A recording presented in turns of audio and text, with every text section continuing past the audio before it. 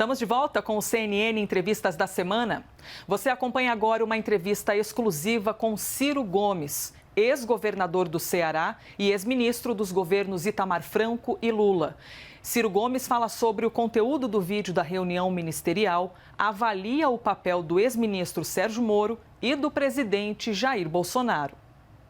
Entrevistamos agora Ciro Gomes, do PDT, ex-governador do Ceará, ex-ministro dos governos Itamar Franco e Lula, ex-deputado federal e candidato à presidência em 2018. Ciro, muito obrigada por essa entrevista. Bem-vindo à CNN Brasil. Muito obrigado a você, Renata. Um forte abraço e sejam muito bem-vindos ao Brasil. Vocês chegaram numa hora que o país cada vez mais desesperadamente precisa de uma boa informação e da pluralidade das opiniões.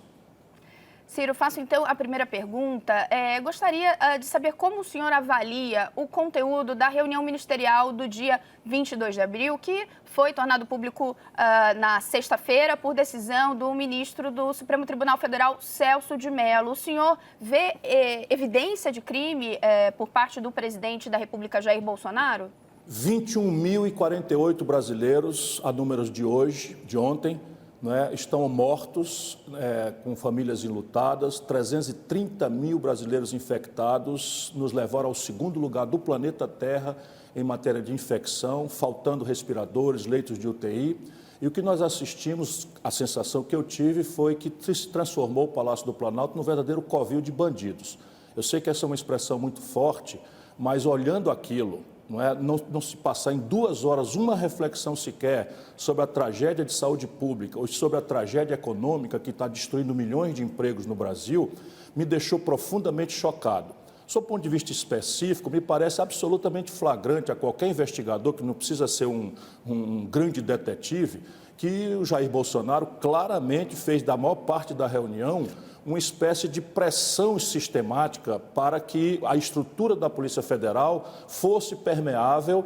E lembrando que a Polícia Federal está na hierarquia do Executivo, mas quando ela apura crimes, quando ela faz inquéritos, ela é uma estrutura sob controle do Judiciário. É a função de polícia judiciária que ele quis invadir de forma absolutamente clara. De maneira que, salvo todos os banditismos, de uma equipe de lunáticos, ali parece um delírio coletivo, olhar aquela fila de desatinos me chocou profundamente pelo tamanho do problema econômico, pelo problema social e de saúde pública que nós estamos vivendo. Me pareceu, de fato, um crime, aquilo que aconteceu, mas a evidência está dada. Só um investigador muito imprudente ou um procurador da República muito descuidado das suas graves tarefas pode não ver a tentativa de invadir de forma ilegal e ilegítima as funções de polícia judiciária que o Bolsonaro faz para, como ele próprio diz, proteger os seus amigos e os seus familiares. Ciro, por que a versão dada pelo presidente de que tratava da segurança da família não se sustenta ali na avaliação do senhor? Caio, um abraço a você também, parabéns pela nova etapa da sua carreira. Deixa eu lhe dizer, eu sou advogado e já advoguei muito, sou professor de Direito, e versões, elas são produzidas e até um direito do criminoso, do réu, falsear a verdade, porque ele não dá depoimento sobre juramento. Quem dá depoimento sobre juramento são as testemunhas, enfim. De maneira que o réu mentir faz parte da lógica, porque a própria Constituição permite que o réu, para se proteger, não entregue elementos indiciários ou provas contra si mesmo. Isto dito, o que é muito chocante para o leigo, e especialmente se esse réu potencial é o presidente da República, a maior autoridade do país, fica muito flagrante quando ele fala nas estruturas de segurança, porque quem cuida da segurança do presidente da República e dos seus familiares, por lei, é o Gabinete de Segurança Institucional. E o ministro acima disso é o ministro general Heleno. E ele, Bolsonaro, trocou o chefe da segurança no Rio de Janeiro porque promoveu, era um coronel que ele promoveu a general e lotou em Pelotas, deu um comando a ele em Pelotas, é uma espécie de promoção dentro da estrutura do Exército, além de promoção no quadro de carreira do Exército, de coronel para general, ainda deu um posto de comando importante, que é a Unidade Militar de Pelotas. E quando ele fala amigos, evidentemente ele está dizendo Polícia Federal, por quê? Porque o GSI, por lei, só cuida do presidente e da família, sob o ponto de vista de segurança. Quando ele fala que o serviço de inteligência está falhando, ele usa expressamente a expressão PF, que é a Polícia Federal. E o dia seguinte da reunião, faz o quê? Ele troca o chefe da Polícia Federal, o diretor-geral. O primeiro ato, como quem quer demonstrar que quem manda aqui sou eu, que é o Bolsonaro, disse isso na reunião o tempo todo, troca o superintendente do Rio de Janeiro. Portanto, é muito flagrante, volto a dizer, não precisa ser o Sherlock Holmes, o grande detetive, não é, da literatura inglesa, para demonstrar, evidentemente, que ele estava falando disso. É evidente que na conversa, como eu já tinha até dado entrevistas dizendo, ele não oferece a bala de prata. Mas o réu não deve, nem pode, nem é necessário que se espere do réu que ele ofereça a evidência contra si mesmo. Apenas o conjunto indiciário vai se transformando em prova se o bom investigador, isento, quer de fato achar a verdade. Ciro, o pedido de abertura de inquérito feito por parte da Procuradoria-Geral da República e que foi autorizado pelo Supremo Tribunal Federal elencava ali uma série de possíveis crimes, alguns que poderiam ser aplicados a Sérgio Moro, ex-ministro da Justiça. Nem todos ali fariam referências apenas ao presidente Jair Bolsonaro. Nesse ponto, diante do que sabemos até agora, diante do conteúdo do vídeo, o senhor vê também evidências de crimes praticados por Sérgio Moro? Bastante, sem nenhuma dúvida. O Sérgio Moro cometeu flagrantemente o crime de prevaricação, que é aquele crime que comete a autoridade que, tendo o dever funcional, né, de tomar providências contra irregularidades da sua responsabilidade, se cala ou se omite. Se essa novela, como o Sérgio Moro próprio fala na sua entrevista de demissão, o presidente tentava de forma espúria invadir as atribuições de polícia judiciária da Polícia Federal desde o ano passado, e ele só vem reclamar agora, o Sérgio Moro cometeu vários crimes. O mais grave, o mais flagrante, que não dá sequer para explicar, é o da prevaricação. Ô Ciro, quem que é Sérgio Moro para você? Qual que é a sua leitura desse personagem político, técnico, e aonde ele quer chegar? Qual que é a sua avaliação sobre Sérgio Moro? É um politiqueiro dotado de uma ambição absolutamente desmedida. Porque, veja, vamos nos transpor daqui para qualquer país sério do mundo. Um juiz que condena um político, e não está aqui em discussão se o político era mesmo culpado ou não, porque eu estou cansado de saber que de inocente o Lula não tem nada.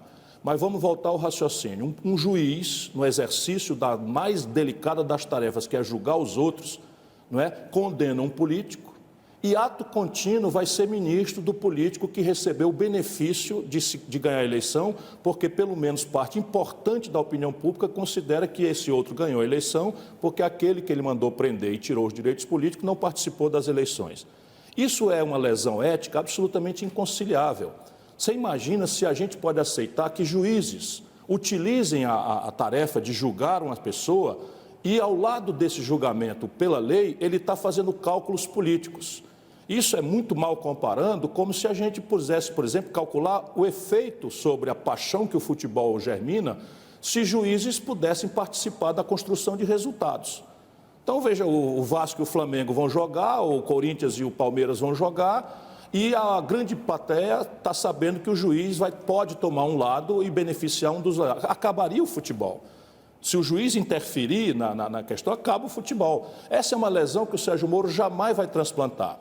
Em seguida de ser ministro, ele jamais negou, e hoje tem toda uma poderosa estrutura de poder econômico, de poder de mídia, emulando, estimulando, dando corda para ele ser candidato a presidente da República. Qual é a credencial, pelo amor de Deus?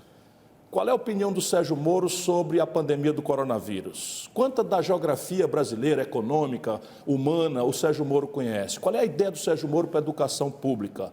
Que projeto ele já formulou para o desenvolvimento nacional? Não, é simplesmente a marketagem, a construção de mitos, como é o caso do Bolsonaro, em cima de angústias trágicas da sociedade brasileira. A sociedade brasileira cansada, chocada na sua vida dura, difícil, de desemprego, de violência, de doença, de maus tratos, todo dia chega em casa humilhada e toma notícia na televisão da roubalheira, do desvio de dinheiro, da corrupção generalizada e epidêmica que se entranhou na vida brasileira. E um juiz, então, surge como xerife, como a chibata moral. Isso é uma coisa que a gente entende, mas não pode concordar, porque a solução para o Brasil não pode ser nesses monotemas midiáticos. Nós temos que ter um projeto, temos que ter ideia, temos que ter experiência, temos que ter equipe.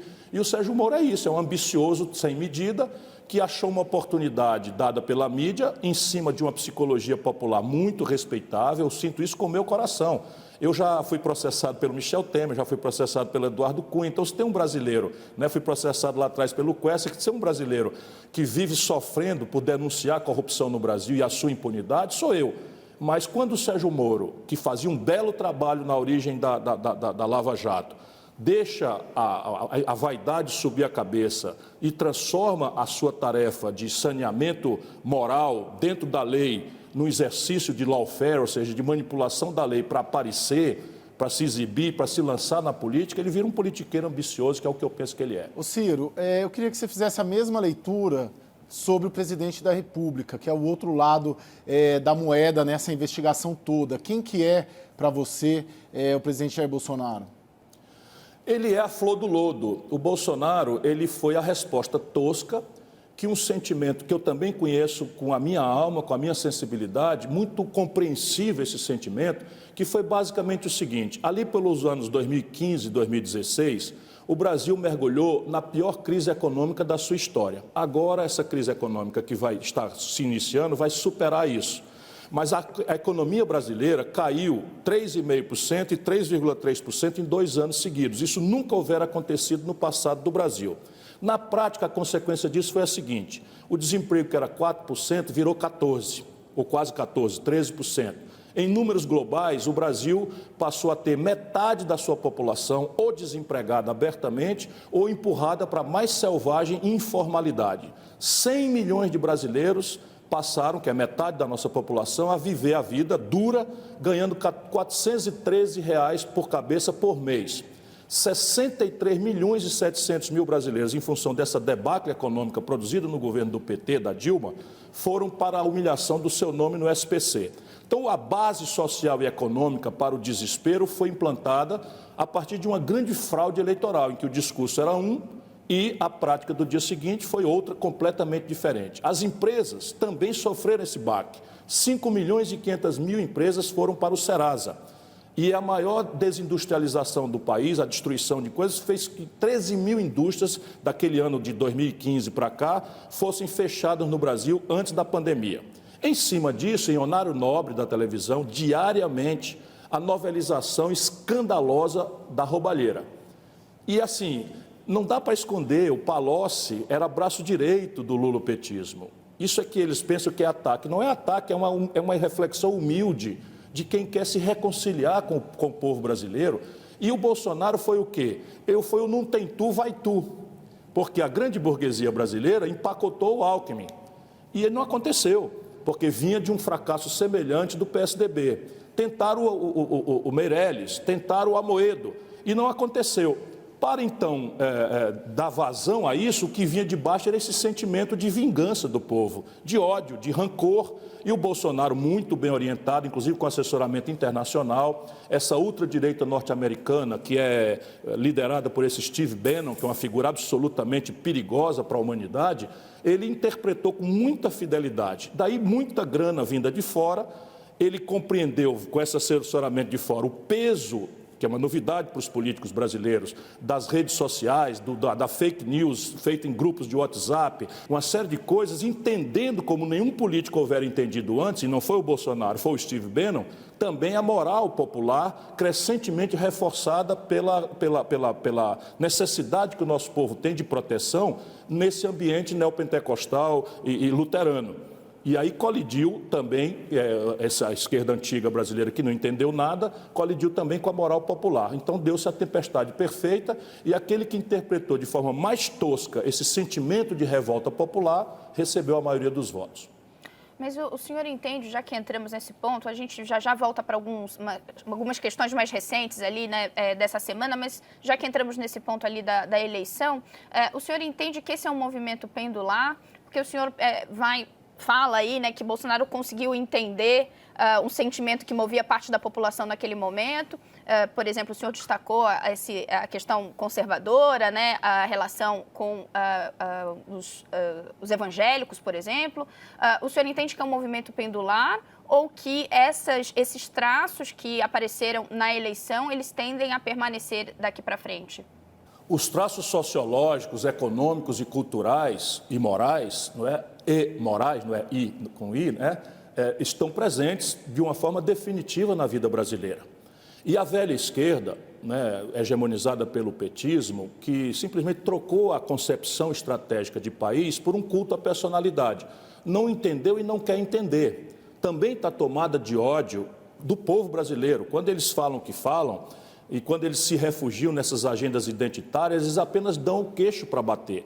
Porque não é que as questões identitárias não sejam justas e não tenham que ser, vamos dizer, patrocinadas. As mulheres são perseguidas mesmo, os negros são a parte mais vulnerável e mais perseguida mesmo, os jovens são mais perseguidos mesmo. Enfim, a comunidade LGBTQI também sofre todo tipo de selvageria e discriminação e eles têm que ser protegidos. A questão é que a soma desses interesses identitários não representa o interesse nacional.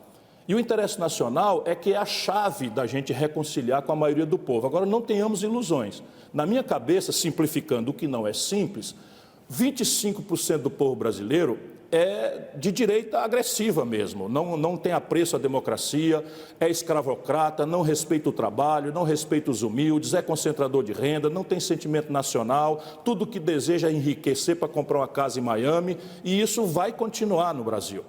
25%, infelizmente, também é essa gente que, se o Lula bater na mãe, chamar Jesus Cristo de palavrão, andar pelado na rua, eles vão relativizar, vão explicar porque é o bolsonarismo, o boçal com sinal trocado. Mas 25 mais 25 deixa 50%, ou seja, a maioria da população brasileira, que está nesse instante perplexa, desorientada, assustada, com medo, e que está, portanto, predisposta, não mais à conversa fiada, mas a uma boa ideia, a um exemplo, porque não adianta falar e não dar exemplo, mas nós temos que trabalhar isso com muita humildade, com muita militância. É essa luta que eu estou dedicado. Mas o senhor entende, então, que esse 25% é o eleitor do Bolsonaro e ele fica com ele? Não creio que fique com ele, não, porque o Bolsonaro está comprometendo a agenda orgânica da parte, digamos assim, mais lúcida, menos boçal, menos amalucada desses 25%. Que eu creio aí que são os 15%. Eu acho que os loucos, os alucinados, esses boçais que saem berrando hidrofobamente na rua, isso é 10%, 12%. Mas 15% é, vamos dizer, o interesse do baronato financeiro, é o interesse da plutocracia brasileira, é o interesse daqueles agentes internacionais que estão cobiçando o petróleo brasileiro e que estão vendo que as boçalidades, as loucuras, as aberrações do Bolsonaro estão comprometendo a agenda. Se você bem reparar, o Bolsonaro nunca foi a favor de reforma de previdência nenhuma. Eu fui colega do Bolsonaro, eu conheço, e quem quiser levanta na internet. O Bolsonaro foi deputado 28 anos, votou contra todas as iniciativas que tentassem sanear de forma correta ou não a Previdência Social e as contas públicas. O Bolsonaro sempre foi o homem da mamatinha, do carguinho, não é? Ensinou esse caminho da roubalheira vulgar dos gabinetes com os filhos, e ele próprio roubava no gabinete dele. Quem quiser pesquisar, a CNN tem uma estrutura excelente de jornalismo, compare os gastos de gasolina do Bolsonaro com os meus. Nós fomos colega na legislatura 2006 e 2010. Então, eu era deputado e ele também. Compare os gastos e veja como o Bolsonaro superfaturava de forma fraudulenta o gasto com gasolina, que era o único orçamento que ele administrava. Portanto, o Bolsonaro está estragando a agenda desse lado conservador. Portanto, o que vai acontecer é que esse lado conservador provavelmente vai jogar o Bolsonaro no mar e tentar manter a agenda com um bolsonarismo sem as boçalidades do Bolsonaro. Já estão ensaiando, não é? O Moro, por exemplo, é a tentativa do novo mito, não é? O Dória cabe nessa agenda, o Luciano Huck cabe nessa agenda. Eles estão tentando para ver quem é que vai dar no couro para interpretar uma agenda reacionária, uma agenda entreguista, uma agenda e cripto-reacionária de aviltamento do trabalho, de aviltamento da estrutura pública, de destruição do Estado brasileiro e da sua conexão passiva à globalização hegemonizada pelos norte-americanos. Quem viver, verá, não é? Mas o Bolsonaro, eu acho que vai ser jogado ao mar muito proximamente. Ô Ciro, você acha que, então, pelo que você está dizendo, que a onda ainda da direita, ela permanece até 22? Sem nenhuma dúvida. Esse é um fenômeno mundial. Se a esquerda não produzir uma alternativa concreta, que não seja uma mitológica, mentirosa, volta ao passado lulista, não é? Onde todo mundo estava no paraíso e, de repente, a direita produziu o caos, essa narrativa colide com a data em que as pessoas sabem que perderam o emprego. Essa mentira colide com a percepção das pessoas que sabem que dia que começaram a sofrer a humilhação de receber todo dia uma ligação de um número desconhecido dizendo: venha pagar a sua conta ou nós vamos tomar sua geladeira. 63 milhões e 700 mil brasileiros no SPC. Portanto, esse pensamento conservador, ele ganhou as eleições na Europa. Quem está governando na Inglaterra é esse tipo de pensamento, ganhou as eleições nos Estados Unidos. Agora mesmo, os Estados Unidos, que é o epicentro da pandemia global, destruiu a possibilidade do Bernie Sanders ascender dentro da estrutura do Partido Democrata. Por quê? Porque os interesses reais são muito poderosos e tem a ver com o financismo, com a transformação da economia nesse fluxo selvagem de capitais e na construção de um baronato de 20 pessoas, 30 pessoas que controlam a vida da humanidade. Hoje é o que está acontecendo no Brasil. Eu estou lançando um livro, já está na editora, da editora Leia, e esse livro está já na Amazon, como o primeiro mais vendido. Eu fico muito feliz, mas eu tento refletir cientificamente sobre isso e proponho um debate. Mas se a gente não construir uma nova ideia em que as pessoas possam se reconhecer nesse novo projeto, ou seja, um jovem que nasce na periferia de São Paulo, o que é Brasil para ele? Sabe, o Brasil para ele é o pai desempregado, é a mãe tomando conta dele porque o pai foi embora, é ele tentando não aceitar o apelo da gangue, da droga, ou com medo de sair de casa para ir para a rua e ser morto como João Pedro foi morto pela própria polícia. E que Brasil é esse? Ou nós sinalizamos um outro Brasil para que as pessoas identifiquem que lugar vão ter nesse projeto, ou nós vamos perder as eleições para essa eficiência, aspas, aspas, aspas, que a direita oferece. Ciro, aproveitando então que a gente está falando dessa onda de direita e ali do papel da esquerda, como ela vai se posicionar, queria resgatar um posicionamento do ex-presidente Lula esses dias nas redes sociais. Ele disse que, abre aspas, a Marina escolheu outro caminho, que Deus a abençoe. O Ciro decidiu que quer o voto de quem odeia o PT, que vá com Deus se for possível. Construir um projeto para reconquistar a democracia, tamo junto, mas na eleição cada um vai tocar seu projeto. Como é que o senhor avalia essa declaração de Lula neste momento? Olha, o Lula não está nada bem, Renata, ele não está nada bem, é só ver o conjunto de declarações que ele tem feito, por algumas ele se desculpa e a gente deve aceitar desculpas, mas eu que o conheço de muito longa data, ele para mim não é uma figura que eu mistifico, porque conheci pela televisão, conheço há mais de 30 anos, e ele não está nada bem. Ele desconectou-se da vida brasileira e ele está com ódio ao povo. Só isso explica, ele está com muito ódio ao povo. Eu acho que ele imaginava que o povo brasileiro ia descer em Curitiba, ia arrebentar a sede da Polícia Federal, ia transformá-lo no grande caudilho que ele sempre sonhou ser, devolvê-lo ao poder, etc, etc. Enfim, esse conjunto de maluquices que o caudilismo sul-americano acaba deformando lideranças que originalmente podiam ter sido muito importantes, como é o caso do Evo Morales, como foi o caso do Chaves. Isso é um fenômeno também que a gente tem que relativizar. E ele tem uma igreja. Essa igreja, como eu já disse, se ele bater na mãe, chamar Jesus de palavrão, correr nu na rua, essa igreja vai endeusar, vai relativizar, enfim. E a minha vontade que tem é deixa o Lula para lá e vamos cuidar da vida. O Brasil está correndo riscos muito graves e nós temos que cuidar do nosso povo. Nosso povo precisa de respiradores, precisa de leito de UTI, nosso povo precisa fazer os exames, porque se o Brasil não fizer exame, nós somos o país que menos testa a coronavírus, nós estamos jogando no escuro. Nós não vamos saber enfrentar, nem sequer temos condição de pensar em organizadamente voltar à normalidade econômica. E isso não é uma poesia que eu estou falando. Países como a Nova Zelândia, a própria China, por terem feito exatamente isso, um isolamento social radical, e terem imediatamente acudido às microempresas e à população, saíram organizadamente da pandemia com muito menos gente morta e com muito menos prejuízo na economia. É isso que está hoje obsessivamente ocupando a minha cabeça. Ô Ciro, boa parte da esquerda, e principalmente do PT, do petismo, aponta no senhor uma certa responsabilidade pela eleição do Bolsonaro. Eu sei que o senhor já falou disso algumas vezes, mas gostaria que o senhor voltasse a isso, sobre aquela ida a Paris no segundo turno das eleições presidenciais. O PT mesmo aponta uma responsabilidade do senhor nesta viagem pela eleição do presidente Jair Bolsonaro e uma falta de apoio mais explícita ao Fernando Haddad. Como que o senhor avalia essa posição do petismo sobre essa viagem do senhor e essa falta de manifestação de apoio ao Haddad em 2018? Bom, eu tenho a resposta mal criada e a resposta mais reflexiva que eu faço em homenagem aos petistas que não piraram, que não viraram bolsomínio com sinal trocado. A resposta mal criada para esses amalucados é que Paris, além dos seus museus extraordinários e de ser sede da fundação das institucionalidades da democracia moderna, em Montesquieu, em Rousseau, não é, na luta, não é, de Robespierre, de Camilo Desmoulins, que é um grande orador, a França também é um lugar muito bom para você ir para lá, quando você, podendo, naturalmente, nem todo mundo pode, está sendo pressionado para andar com bandido. Então, toda a vida que, se eu puder e for pressionado para andar com bandido, eu vou para outro lugar, se eu posso. Né? Se eu não puder, vou para Sobral, a minha cidade, mas essa é a resposta mal criada. Vamos lá.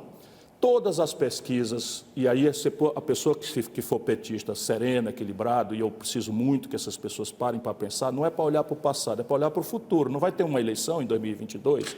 Se essa agressividade continuar, pouco importa o que eu tome de posição, o eleitorado que gosta de mim não vai mais votar no PT. Porque a agressão é diária, permanente, é perversa. Eles denunciam o gabinete de ódio do bolsonarismo boçal, mas quem criou o gabinete do ódio no Brasil foi o lulopetismo corrupto. Pergunta para a Marina, a destruição da personalidade política da Marina, que é uma figura absolutamente respeitável, extraordinária, uma mulher de grande valor, respeitada no mundo inteiro. Pergunta para a Luísa Helena que tirou quase 7% dos votos pelo PSOL. Pergunta se ela quer ouvir falar em conversar com essa gente. Por quê? Porque eles não fazem política, eles fazem fascismo, não é? Com destruição do adversário. Se o adversário colabora, eles relativizam e o cara vira Deus, é o meu caso. E se o adversário eventualmente fala verdades, nunca fiquei do outro lado na minha vida, nunca, nenhuma vez na minha vida fiquei do outro lado. Agora, o que acontece? Naquelas eleições, todas as pesquisas diziam que o antipetismo era a força dominante. Mostravam que se a Marina fosse contra o Bolsonaro, ganhava. Mostravam que se eu fosse contra o Bolsonaro, ganhava. Mostraram que se o Alckmin fosse contra o Bolsonaro, ganhava. Todas as pesquisas independentes. Pois bem, quem se habilitou para ir, apesar de toda a sabotagem que o Lula pessoalmente fez, e eu não me queixo não, a guerra é guerra. Agora, não dá para você fazer guerra com uma pessoa e esperar que essa pessoa fique de braço cruzado esperando ser destruída. E eu não sou destruído pessoalmente, porque eu me garanto. Eles querem destruir uma ideia, eles querem destruir uma linha, um projeto, é uma compreensão de Brasil que eles não querem que vá ao poder, porque vai tirar a máscara deles, como neoliberais que são, e que douraram a pílula criando uma rede de proteção social em que o máximo de dignidade que o povo merece é ter um prato de comida, que é muito importante, por uma rede de políticas sociais compensatórias como o Bolsa Família. Eu penso em outra coisa. Minha compreensão de mundo é outra, completamente distinta, tanto que eu fui candidato a presidente em 98, fui candidato em 2002 e fui candidato em 2018, porque eu represento outra compreensão, e essa compreensão que eles querem destruir. Mas eu volto aqui ao raciocínio. Então, qualquer um de nós ganhava contra o Bolsonaro, e todas as simulações mostravam que um candidato, um poste do Lula, que foi a mesma experiência da Dilma lá atrás. A Dilma não tinha história na política, não tinha experiência, não tinha malícia, tinha horror ao trato político, nunca conheceu o parlamento, tanto que foi impedida, não conseguiu, no primeiro ano do segundo governo, juntar 1/3 dos deputados. Ciro, eu queria voltar agora um pouquinho para o nosso momento atual. A gente falou logo no início da entrevista sobre os aspectos do vídeo, né, do que se falou, que se relacionam com a investigação em curso, com o inquérito aberto pela Procuradoria-Geral da República. Mas eu queria ouvir do senhor os aspectos políticos que emergem a partir do que vimos nessa reunião. Logo depois da divulgação, líderes ali dos partidos de centro, que a gente chama do Centrão, jogaram bastante água na fervura, dizendo que o vídeo não prova crime, indicando que, caso, né, uma denúncia seja em algum momento oferecida, ela não deve prosperar na Câmara. Essas foram as indicações que recebemos logo ali após a divulgação. Gostaria de ouvir o senhor nesse sentido. Isso é um sinal de que Jair Bolsonaro já conseguiu consolidar uma nova base de apoio na Câmara? Eu vou fazer aqui uma comparação. O tal Centrão, eu acho injusto esse nome, né? O Bolsonaro está conciliando com o lado bandido, corrupto, organicamente corrupto da Câmara Federal. Porque o centro político, na minha opinião, tem uma respeitabilidade e nós precisamos dialogar com esse centro político se nós quisermos tirar mesmo o Brasil dessa encalacrada, começando por proteger a nossa democracia que está crescentemente em risco. Então, veja, como é que eles se comportam? Eu também conheço essa gente de longa data. Eles não vendem o apoio, eles alugam. E eles ficam com um olho no gato e outro no peixe. E nesse momento nós estamos nisso. O Bolsonaro botou a proposta de aluguel, e eles dão uma no cravo e outra na ferradura. Então, eles estão sinalizando para o Bolsonaro que o Bolsonaro agora só não será impedido se conseguir somar o terço consistente, um pouco mais de um terço, que impede o impeachment. E eles, o tal Centrão, se vocês chamam assim, tem esse terço. Portanto, hoje o impeachment não passa, mas isso é o olho no gato. Qual é o olho no peixe? Eles põem o olho na opinião pública. Por quê? Porque o Valdemar Costa Neto estava com a Dilma, porque o PP estava com a Dilma, porque essa gente toda estava com o PT. O Valdemar Costa Neto foi condenado no Mensalão, ele controlava o DENIT, né, lá no governo do Lula. Por isso que a gente tem que construir um passo adiante, porque na hora que a gente denuncia essas coisas, eles metem na nossa cara, mas o Valdemar Costa Neto era bom para vocês e por que não pode ser para nós? Eu não tenho nada com isso, eu denunciei na época essa malversação. Então, eles estão tentando, o Bolsonaro está fazendo correto, diga-se a bem da verdade, porque ele está obrigado a negociar. E essa negociação é que nós temos que vigiar. E ele entregou agora o Fundo Nacional de Desenvolvimento da Educação, isso são mais de 40 bilhões de reais, Renata, para o PP, desse Lira, não é? Que é também réu e corrupção. Ele entregou para quê? O Lira está preocupado com a educação do povo brasileiro? Não, ele entregou para comprar e para roubarem. E isso cabe a nós da oposição fiscalizar, porque na hora que a gente fiscalizar e construir na opinião pública o ambiente para punir o Bolsonaro pelos seus crimes de responsabilidade, o Centrão deixa o Bolsonaro falando só. É assim que eles fizeram. O PP tinha ministro no governo da Dilma. Inventa um pretexto e cai fora. Ô Ciro, Bolsonaro termina o mandato? Duvido muito. Duvido muito. Volto a lhe dizer, o Bolsonaro está numa linha de um país que tem uma história. Qual é a história do Brasil nesse ponto? É uma história de ruptura, é uma história de descontinuidade, é uma história autoritária, é uma história de golpe. A história do Brasil, a nova geração, vocês são muito moços, não é? Mas evidentemente, como bons repórteres, também conhecem a história, mas a maioria do nosso povo mais jovem não conhece. Só 3 presidentes na história moderna do Brasil terminaram o mandato: Fernando Henrique, Lula e Juscelino Kubitschek. Os 3 sofreram tentativas absurdas de golpe e têm entre si uma característica comum, uma extraordinária habilidade para o diálogo, para anestesiar antagonismos, para contemporizar, até na conta do abuso, como nós assistimos nos experimentos Lula, Fernando Henrique, até na conta do abuso de forma patrimonialista, lotear o Estado. Fernando Henrique bota um nome grandiloquente, presidencialismo de coalizão. O fato é que os 3 tiveram essa habilidade e escaparam. Fernando Henrique, o PT, por exemplo, propôs o impeachment dele. Não é? E ele escapou, o Lula escapou e os outros todos, Getúlio se matou, Jânio Quadros renunciou, João Goulart foi derrubado, Collor foi derrubado, Dilma foi derrubada, e isso está aí, essa história onde o Bolsonaro está. E ele não tem habilidade nenhuma. O Bolsonaro é basicamente uma pessoa muito despreparada, ele não tem conhecimento histórico, ele é um fascista, né? Ele é um bandidão perigosíssimo, está articulando uma milícia que nem as SS do Hitler.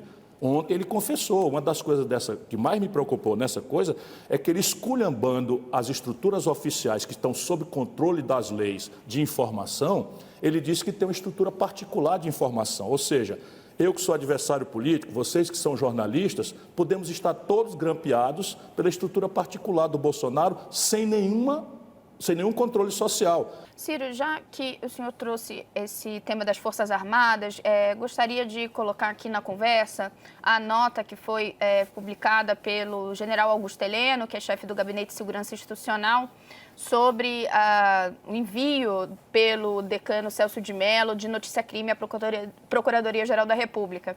A nota que foi divulgada por Augusto Heleno falava que esse pedido de apreensão do celular do presidente é inconcebível e que, caso isso se concretizasse, traria consequências imprevisíveis. Na verdade, para esclarecer para quem nos assiste, o decano não pediu a apreensão do celular do presidente, ele encaminhou uma notícia-crime à PGR, o que é de praxe, mas houve ainda assim não só comentários por parte de aliados do presidente, né, de que haveria um pedido, como essa nota. E aí, para ouvir o senhor, eu coloco só mais um detalhe. O ministro da Defesa, Fernando Azevedo e Silva, afirmou que soube sim que essa nota seria publicada e entendeu que era cabível. O senhor, diante dessa nota, dessa resposta, do posicionamento do ministro da Defesa, o senhor vê risco de ruptura ou de que as Forças Armadas passem a desempenhar um outro papel que não o previsto na Constituição? Eu vejo uma parte, não é, especialmente desses generais da reserva, que não são homens de honra. Esse general Heleno não é um homem de honra, ele acanalhou-se. Isso me dói muito dizer, mas a gente precisa dizer com todas as letras, para que ele saiba que nenhum de nós tem medo dele. Eles acanalharam, se acanalharam, esse general Heleno, sob juramento, e antigamente os militares davam muito valor a juramento, a palavra, a honra. Esse general Heleno está mentindo para o Supremo Tribunal Federal, dizendo que o Bolsonaro não estava falando senão em tese, quando falava de segurança, etc., etc., para proteger bandidagem. Esse general é o homem que está na estratégia do Bolsonaro entregando o Brasil ao interesse norte-americano. Vou fazer aqui uma listinha, vocês me interrompam porque é muita coisa. Entregar a base de Alcântara aos americanos, e ali vai ficar um enclave no território nacional brasileiro, onde brasileiros, inclusive militares, não podem entrar sem autorização de forças de segurança norte-americanas. Nós nunca aceitamos isso na história. Eles aceitaram subordinar um general brasileiro ao vice-comando, botaram no vice-comando das Forças do Sul dos Estados Unidos, ou seja, hoje as Forças Armadas brasileiras têm um subordinado do comando norte-americano, da Força Sul, quando todo mundo sabe que a América do Norte não tem território ao sul. Aceitaram, e esse general Heleno tem papel central nisso, fazer manobras provocativas com os americanos em plena Amazônia. Eu fui hóspede do general Heleno na Amazônia, em Tabatinga, no quartel do Exército, não é? E eu tenho uma decepção profunda, porque virou isso, um entreguista, um bandido, na minha opinião. Porque quem faz isso, eles entregaram, né? E ao fazer isso, nós perdemos a autoridade, por exemplo, de dissuadir o Paraguai de fazer base militar, não é? Nós tomamos um alinhamento com os Estados Unidos na questão da Venezuela. O que aconteceu, sob o ponto de vista de defesa? Nós agora temos chineses e russos em pleno território sul-americano, inclusive com equipamentos militares capazes de alcançar, por baterias anti-mísseis, não é, a base de Manaus. E tudo isso essa gente está fazendo. Portanto, para mim, essa gente precisa ser enfrentada. E eu quero dizer que, na minha cabeça, eles querem isso, estão tentando, por isso que a gente tem que reagir com muita dureza, para dizer, olha, general Heleno, eu, Ciro Gomes, tenho mais medo do senhor com a mão suja de cocô, do que se o senhor tentar fazer um golpe no Brasil. Haverá resistência e o senhor vai ter que matar um patriota brasileiro para rasgar nossa Constituição. Esse patriota que está lá na linha de frente sou eu, mas muitos outros estaremos juntos. É um recadinho para eles. Ô Ciro, você vê uma diferença, então, entre o desejo ou o anseio dos generais reformados que integram o governo para os generais e os militares, os oficiais da ativa das Forças Armadas, nesse desejo, talvez, de, como você coloca, de ruptura institucional, essa diferenciação que você faz, as Forças Armadas em si, os oficiais da ativa? Vejo. Pois não, pode concluir.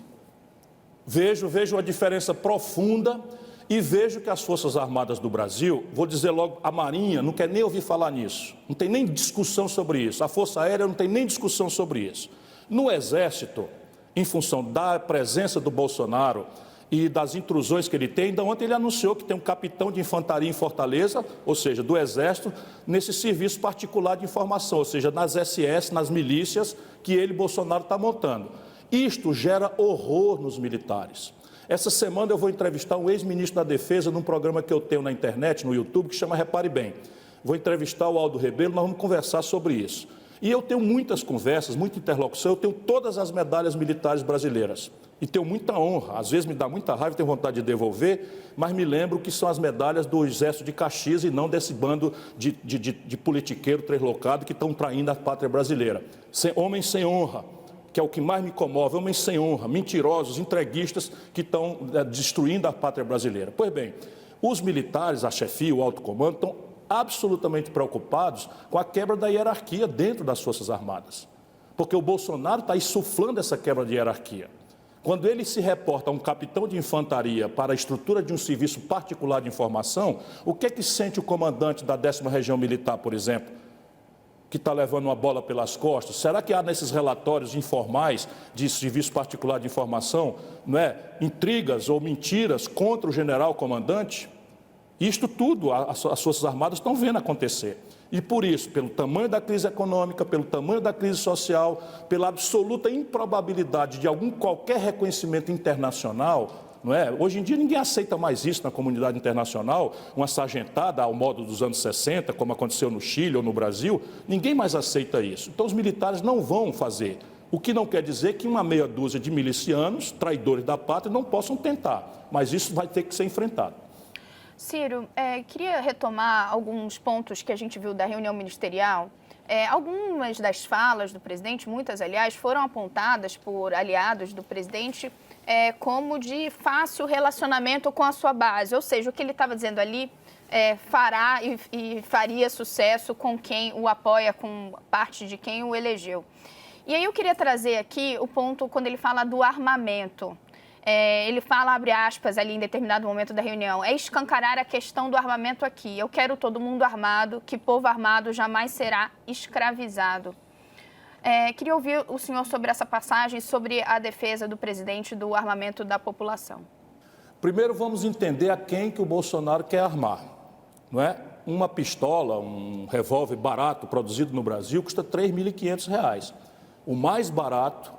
E 100 milhões de brasileiros ganham R$ 430 por mês por cabeça.